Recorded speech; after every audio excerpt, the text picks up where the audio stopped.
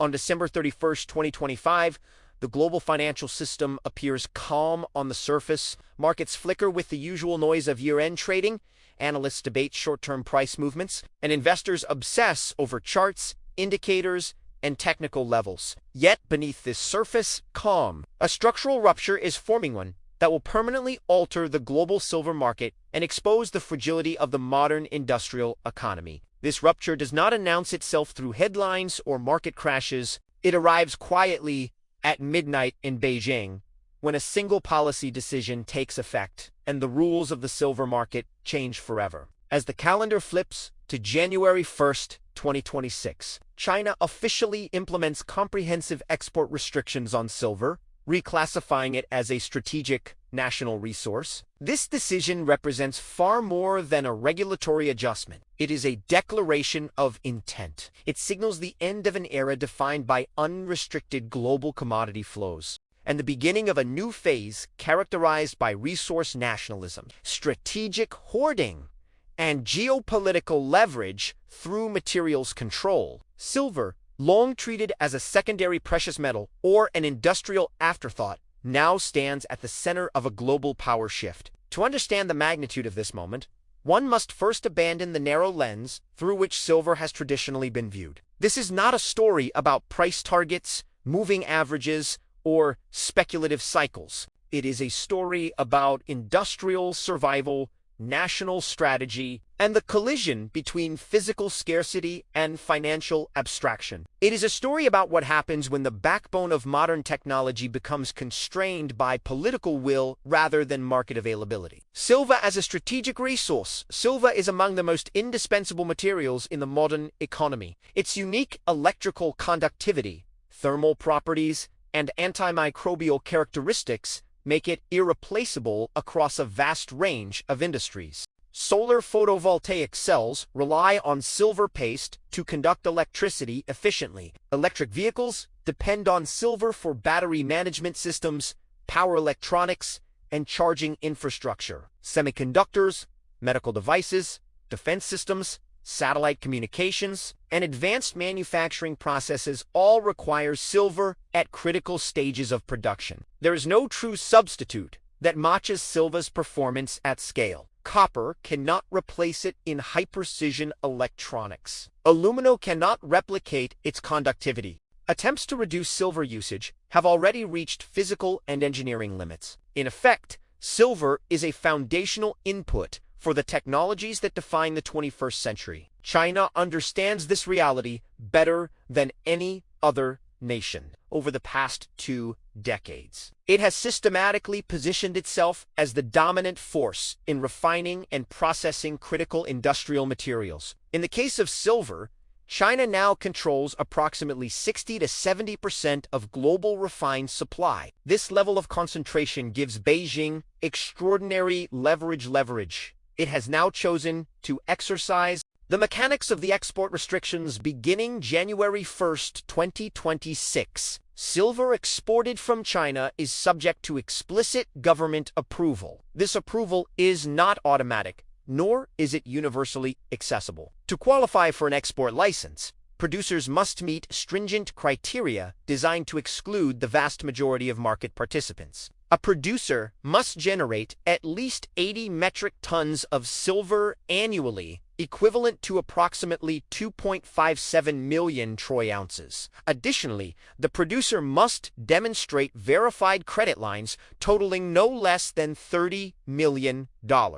These requirements immediately disqualify small and medium-sized producers that have historically supplied global markets. These firms are now forced to sell exclusively into China's domestic market, regardless of international demand or pricing. Even large producers that meet the thresholds remain subject to quotas, delays, and discretionary government oversight. Export approval becomes a strategic privilege, not a commercial right. This framework ensures that control over silver exports is centralized, politicized, and adaptable to national priorities. Beijing can tighten or relax supply at will, depending on domestic, industrial needs, or geopolitical considerations. This is not free trade constrained by regulation. It is a gate deliberately constructed to concentrate power. A market already under severe strain, China's decision would be disruptive under any circumstances.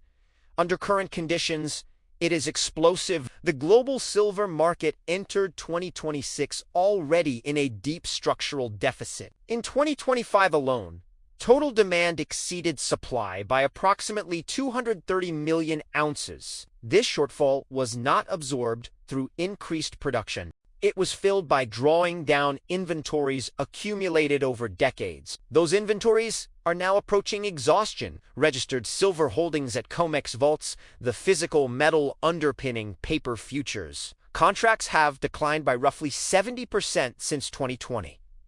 London Bullion Market Association stocks have fallen by nearly 40%. In several regional markets, usable inventory represents as little as 30 to 45 days of consumption. This leaves no margin for error. The system is operating without buffers. Any disruption to supply, whether logistical, political, or demand-driven, risks cascading shortages. China's export restrictions are precisely such a disruption. The physical market speaks. The divergence between paper and physical silver prices offers the clearest evidence of stress. In Shanghai, physical silver has already traded above $80 per ounce, while paper prices on Western exchanges remain anchored in the low $70s.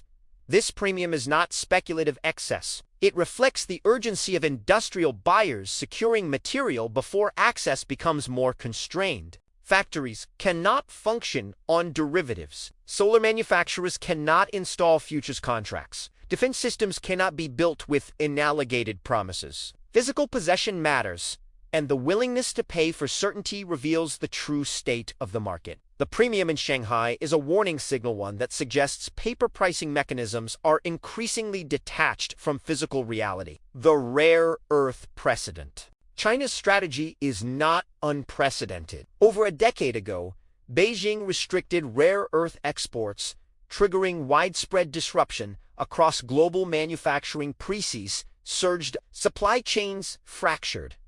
Western governments scrambled to respond. It took years to partially rebalance supply. And even today, China retains significant influence over rare earth markets. Silver now follows the same trajectory. By prioritizing domestic consumption and restricting exports, China secures stable input costs for its own industries while exerting pressure on foreign competitors. Export licenses become tools of negotiation. Access becomes leverage. This is not merely economic policy, it is strategic. Industrial consequences and price dynamics. When supply becomes constrained in a market with inelastic production, price movements cease to be gradual. They become mines cannot be brought online quickly. Refining capacity cannot be expanded overnight. Recycling rates cannot surge indefinitely. The physical limits of production impose a hard ceiling on responsiveness. As a result, price discovery accelerates. When buyers realize that silver is not available at any price, bidding intensifies. The market shifts from optimization to survival. This is the environment in which parabolic price movements occur not through speculation, but through necessity. The divide between physical and financial silver. This shift exposes a fundamental weakness in the modern commodities framework. The separation between paper markets and physical supply. Futures contracts, options, and unallocated accounts function smoothly in times of abundance. In times of scarcity, they reveal their limitations. Physical silver represents certainty. Paper, silver represents claims. When claims exceed deliverable supply, confidence erodes. Counterparty risk becomes real. This is not theoretical, it is structural. The end of the old assumptions. For decades, Western economies operated under the assumption that globalization was permanent, that supply chains were resilient, and that critical materials would always be available at predictable prices. Mines were closed. Refineries were dismantled. Domestic production was deemed unnecessary. Those assumptions are now collapsing simultaneously. Permitting new mines takes years. Building refineries takes years. Reconstructing supply chains takes years. The constraints imposed by China's export restrictions cannot be resolved quickly. In the short to medium term, the West has no effective countermeasure. A historic inflection point, January 1st, 2026, will not be remembered for a market crash or a headline-grabbing event. It will be remembered because it marks the moment when silver ceased to be a freely traded commodity and became a strategic instrument of national power. This shift represents more than a price story. It is a reordering of global trade relationships. It is a transfer of leverage from financial markets to physical control. It is the beginning of a world in which access to materials matters more than access to capital. The data is unambiguous. Inventories are depleted. Deficits are entrenched. Export controls are in place.